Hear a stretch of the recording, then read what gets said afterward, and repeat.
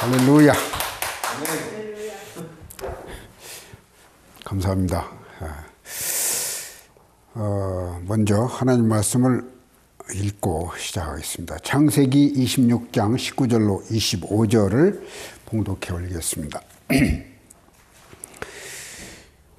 이삭의 종들이 골짜기에서 파서 샘 근원을 얻었더니 그랄 목자들이 이삭의 목자와 다투어 가로되 이 물은 우리의 것이라 하매 이삭이 그 다툼을 인하여 그 우물 이름을 에색이라 하였으며 또 다른 우물을 팠더니 그들이 또 다투는 고로 그 이름을 신나라 하였으며 이삭이 거기서 옮겨 다른 우물을 팠더니 그들이 다투지 아니하였으므로 그 이름을 르호봇이라 하여 가로되 이제는 여호와께서 우리의 장소를 넓게 하셨으니 이 땅에서 우리가 번성하리로다 하였더라.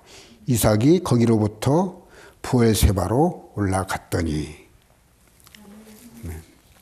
오늘은 지난 시간에 아브라함에 이어서 이삭, 그래서 이삭에 대해서 저는 온유와 화평의 사람 이삭, 그렇게 제목을 붙였습니다. 온유와 화평의 사람 이삭이라는 제목으로 함께 하나님 말씀을 공부하겠습니다. 그 성경에서 온유한 사람 하면 그 주석가들이 제일 먼저 생각하는 사람이 바로 누구겠습니까? 오늘 우리가 생각하려고 하는 이삭인 것입니다. 이 온유하고 화평한 성품, 이거는 참 사람들이 다 좋아하고 인격의 하나의 그 모델, 이상적인 사람의 인격을 가리킬 때 우리가 온유하고 화평한 사람 그렇게 생각을 하는데, 예수님께서도 마태복음 5장 5절에서 온유한 자가 땅을 기업으로 받을 것이다. 온유한 자가 보이는 땅도 차지하지만 이 사람들의 그 마음밭, 마음의 땅을 점령하기 때문에 온유한 사람들은 모든 사람이 친구가 되고 싶어하는 그런 인격적인 특징을 갖게 된다고 예수님께서도 말씀하셨습니다. 예수님의 그 인격을 가장 잘 표현한 구절이 빌립보서 2장 5절로 11절인데, 거기에 보면 예수님이 얼마나 온유하고 겸손한 분인지 너희 안에 이 마음을 품으라.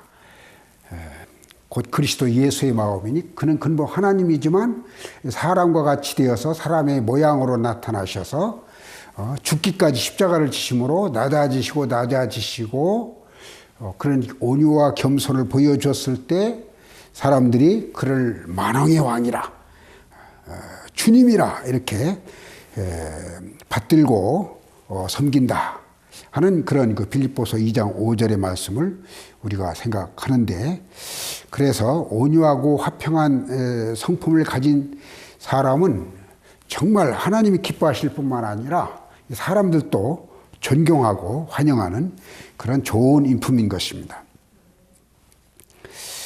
우리가 왜 사람들이 또는 성서 주석가들이 이삭을 온유와 화평한 사람이라 부르는지 그 증거를 우리가 두 가지만 성경에서 찾아보겠습니다. 먼저 창세기 22장에서 그 아버지 아브라함이 하나님께로부터 내 아들 이삭을 번제로 드리라, 모리아산에 가서 번제로 드리라 할 때 그때 적어도 이삭의 나이가 한 10살 이상으로 보거든요. 사실 번제로 드리는 것은 먼저 결박을 하죠. 묶어야 되죠. 양도 이렇게 번제로 드기 전에 먼저 이 발을 묶고 목을 착 이렇게 날카로운 칼로 이렇게 자르게 돼 있습니다. 그런데 창세기 22장에 보면 우리 같으면 아버지 무슨 일 하는 거예요? 어떻게 하는 거예요? 요즘 말로 하면은 전화 걸어서 경찰에 고발하겠죠. 아동 학대한다고. 근데 이 사진에 보는 것처럼 이삭이 이 장작을 메고 이게 번제로 드리려면 죽인 다음에 그거를 껍질을 벗기고 이게 팔다리를 다 자르고 이렇게 하나님께 제물로 태워서 드리는 거잖아요. 그래서 요때 나이 보면 한 뭐 적어도 이 정도 장작을 지고 가려면 적어도 12살 이상 돼야 되겠죠. 예. 그 유대인들의 그 탈무드에 보면 이 아브라함이 이삭을 잡기 전에 이런 대화를 나눕니다. 이삭아, 너 내가 널 사랑하는 줄 알지? 예. 예. 그리고 우리 전능하신 하나님께서 살아계시고 너를 사랑하셔서 다시 살아나게 부활시킬 걸 알지? 예, 믿어요. 그리고 순순히 이렇게 손과 발을 내놨다고 하는 그런 얘기가 있습니다. 실제로 히브리서에 보면 11장에 아브라함이 하나님께서 이삭을 죽여서 바쳐도 다시 살릴 것을 믿었기 때문에 기꺼이 그 순종을 했다. 그런 말씀이 나옵니다. 또 한 가지 이삭이 온유하고 겸손했다는 증거는 바로 오늘 본문입니다. 창세기 26장에 나와 있는 본문에 보면은 아브라함도 목동이고 블레셋 사람들도 이제 목동인데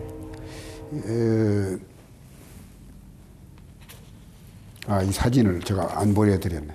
그러니까 렘브란트의 유명한 사진. 이렇게 애를 묶어놓고 이제 목을 따서 그 다음에 가죽을 벗기고 팔과 다리를 잘라서 이제 하나님께 장작을 피워서 하나님께 태워드리는 그것이 바로 번제로 드린 것이죠. 그 목동에게 있어서 가장 중요한 거는 이제 우물입니다. 제가 지난번에 가나안 땅의 그 황량한 모습을 보여줬잖아요. 그 황량한 모습을 볼 때 우리가 물이 우물이 여기저기 있는 게 아니고 한 십리 가서 하나 있고 십리 가서 하나 있고 물줄기를 찾아서 이렇게 파야 되는 거예요. 이게 이제 부엘세바에 있는 아브라함의 부엘세바 우물인데 사진이 많이 있는데 제가 그 사진을 찾다가 좀 시간이 없어서 더 찾을 수가 없었습니다. 그 양떼를 먹이려면 그 우물이 생존과 관련된 목동의 삶에 있어서 우물이 얼마나 소중합니까? 그리고 우리가 아는 대로 아브라함이 살았던 그 남방, 그 네게부 그 지역에는 비가 거의 안 옵니다. 우리 한국에서 하루 오는 그 비만큼도 안 와요. 그래서 1년 내내 오는 비가 300mm. 우리 한국은 하루 사이에 500mm도 오고 그러지 않습니까? 500mm면 5cm죠, 5cm. 그래서 이 우물을 파면은 우물을 누구가 차지할 것인가? 그 쟁탈전이 벌어지는 것입니다. 그런데 이삭이 대하고 있는 이 사람들은 블레셋 사람들입니다. 이 블레셋 사람들은 누구냐 하면 본래 그 해적들. 여기 이제 성경에도 나옵니다만은 아모스 9장 7절, 에레미야 47장 4절에 보면은 블레셋 사람들은 본래 갑돌섬, 이 크레테, 갑돌이라고 써 있죠. 크레테에서 일부는 터키 지역으로, 일부는 에집트로, 일부는 여기 가나안, 이스라엘 지역으로, 해변 지역으로 이동한 사람들입니다. 본래 해적들이 사나운 민족이잖아요. 약탈을 일삼는 그런 아주 본질적으로 악한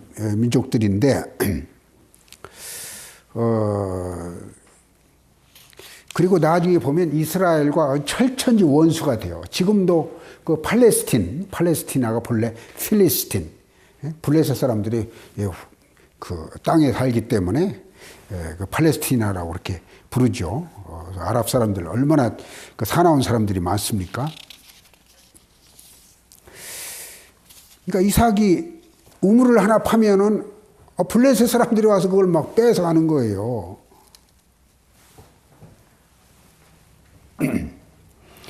그래서 제일 먼저 판 우물이 에섹입니다. 에섹.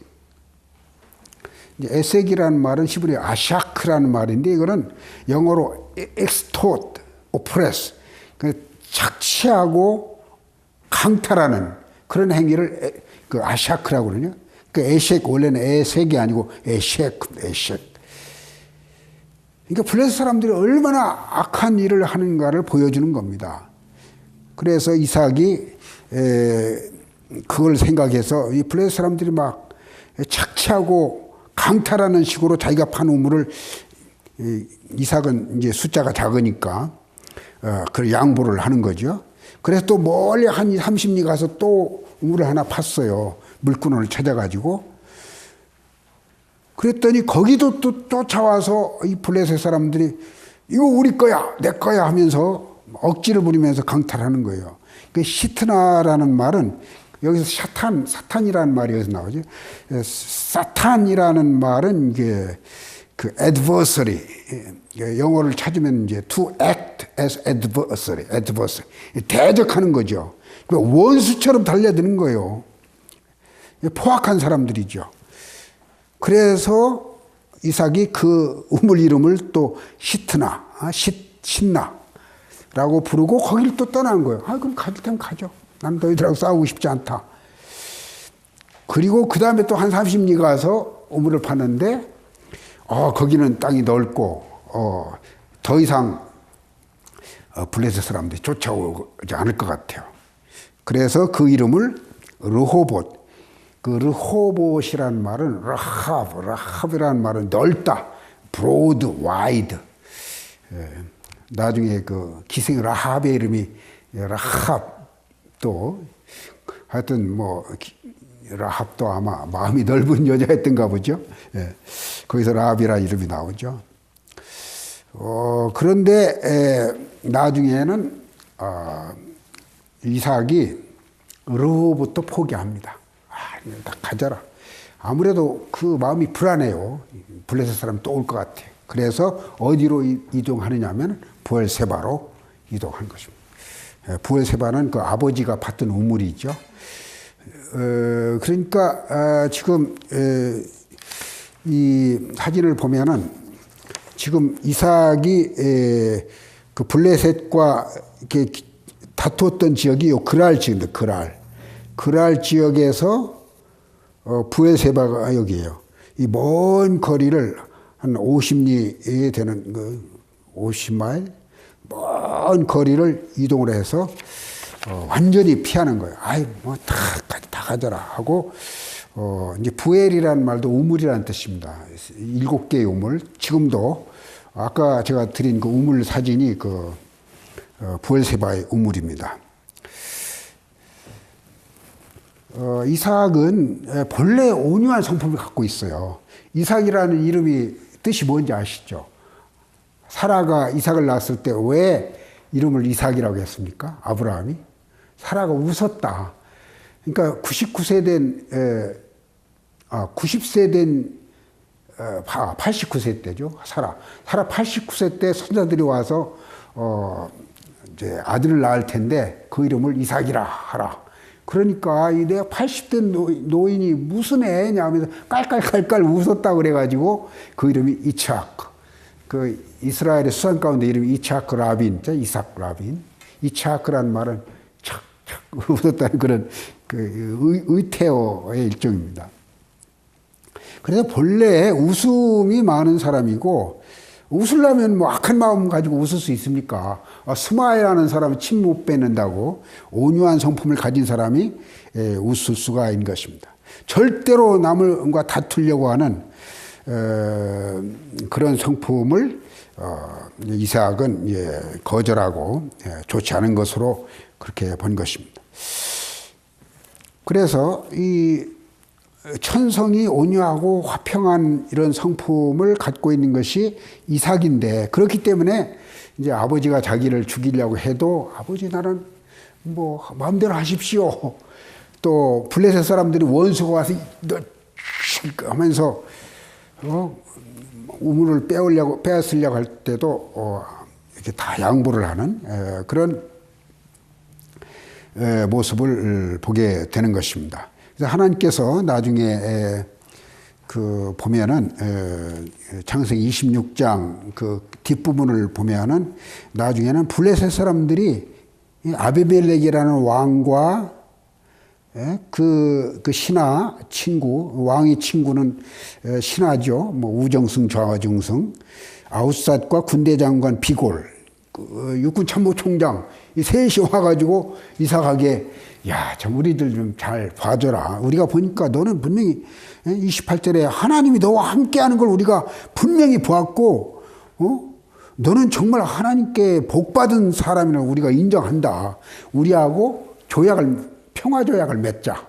오히려 와서 그리고 이삭이 농사를 하면 또 농사가 잘 되니까 26장 12절에도 이삭이 농사했더니 수확이 100배나 이렇게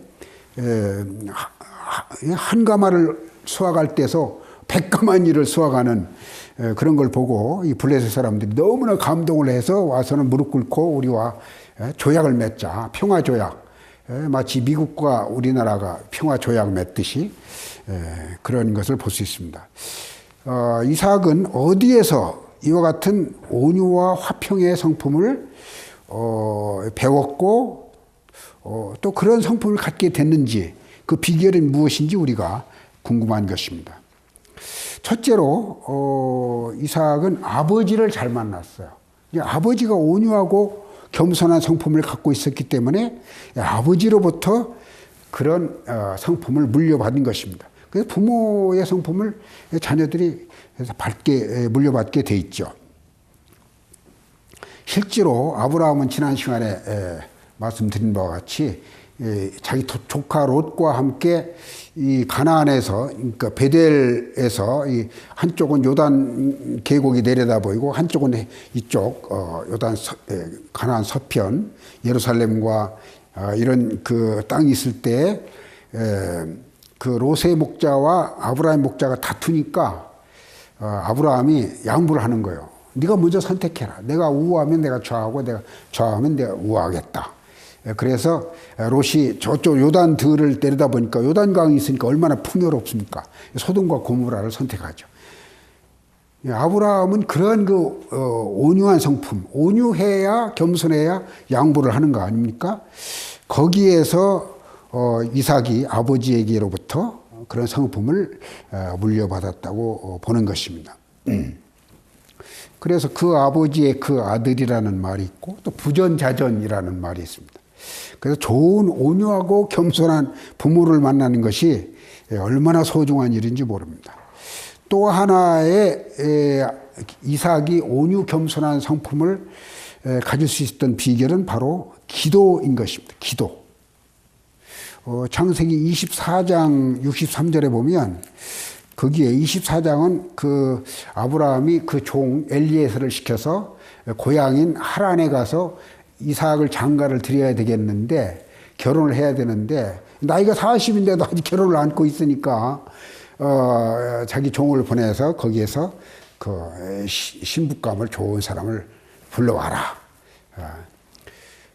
엘리에셀이 그러면 이삭을 데리고 가야 되지 않습니까? 그럴 필요 없다. 하나님께서 좋은 아내를 줄 것이다 해서 그 엘리에셀이 하란에 가서 라반의 동생인 그 리브가를 데려오잖아요. 그리고 뭐 여러 가지 그 에피소드가 있지 않습니까? 그거는 시간이 없으니까 다 얘기할 수 없고, 지금 이제 엘리에셀과 리브가가 나귀를 타고 하란에서 이 헤브론 쪽으로 이제 걸어오는 거예요. 여러 날 걸려서 이제 걸어오죠. 그런데 거의 이 헤브론까지 왔을 때 보니까 저 멀리 어떤 청년이 이러면서 배를 하는 거예요. 뭐 하겠어요? 예? 창세기 26장 63절. 뭐 하는 겁니까? 이삭이 저물 때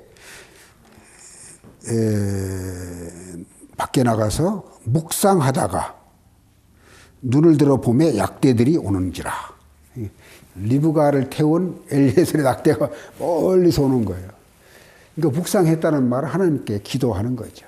하루 종일 기도한 거예요. 우리도 결혼 주례할 때도 그런 얘기 하잖아요.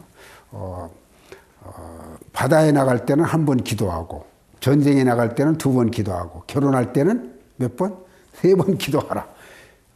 결혼이 그렇게 소중한 거죠. 이삭은 물론 그때 뭐 그런 그 격언이 있었는지 모르겠지만 하여튼 하나님 앞에 참 우리 어머니 같은 좋은 어머니 아내를 맞아야 될 텐데 그거는 사람 마음으로 안 되잖아요. 하나님께 온전히 맡기고 지금 엘리에셀이 하나의 모험과 같은 그런 그 중매를 하고 있는데, 그래서 우리가 기도할 때 하나님 앞에 무릎 꿇을 때 우리는 온유 겸손한 마음을 갖게 되는 것입니다.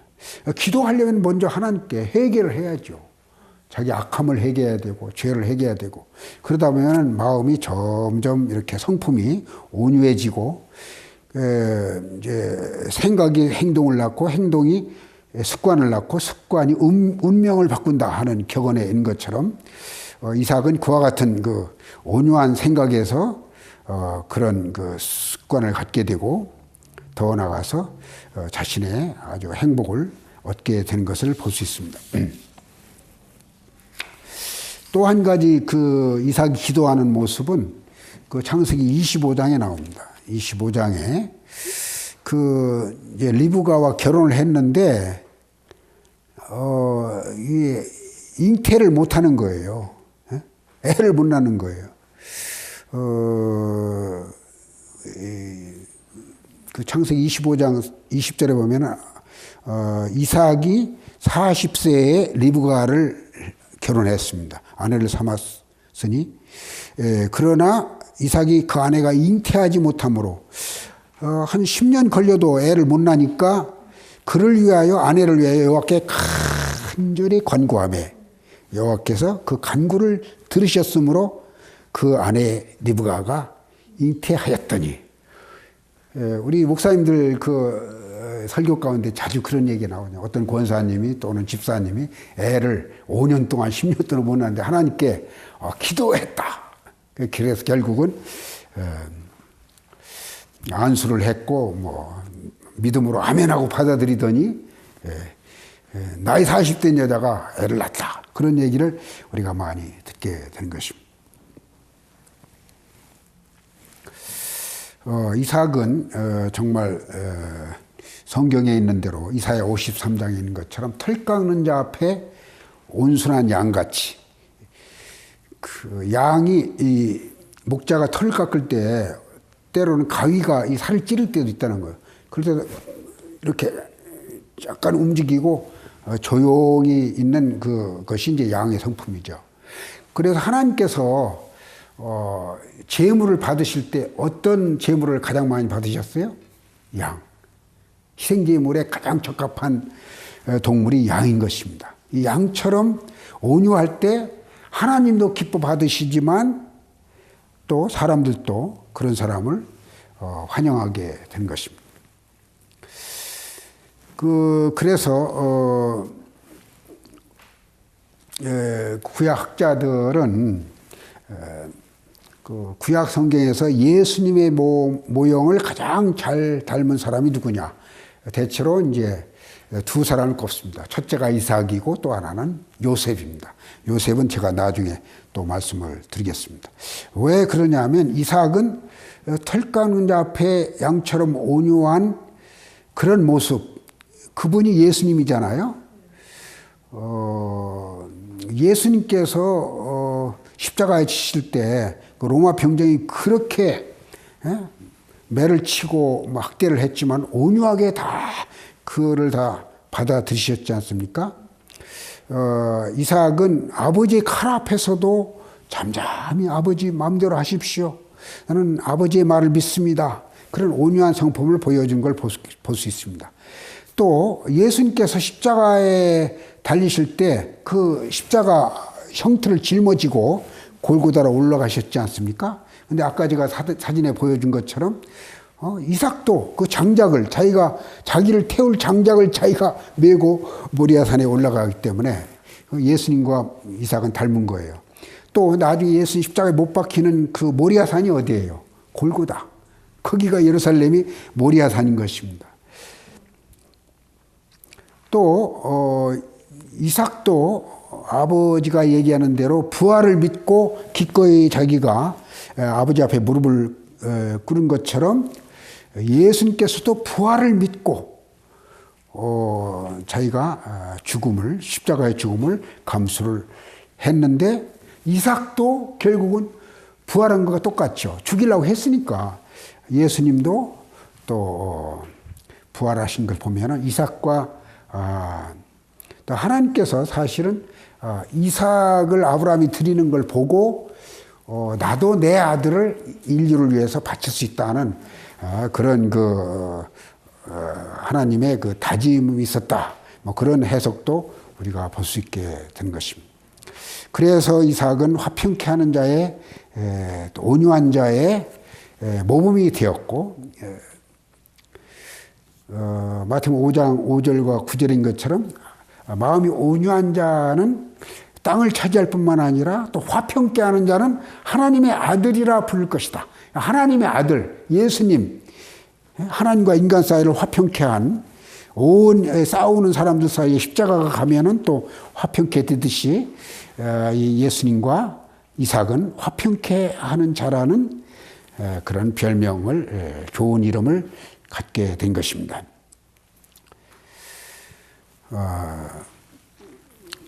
어느 회사에서 그 사원을 모집할 때 면접 시험을 보기 위해서 이제 이렇게 후보자들이 이제 한 방에 한 15명이 기다렸다는 거예요. 그런데 면접 시간이 시작됐는데도 부르지 않는 거예요. 1시간을 거의 지체하게 기다리게 하는 거예요. 어떤 사람은 화가 나가지고 내가 이런 회사 안 들어온다고. 어떤 사람은 이럴 수 있어 사람을 뭐로 하는 거야? 약속 안 지키고 뭐 화가 나서 그 자기의 포악한 성격을 드러낸 거예요. 1시간 뒤에 회사 그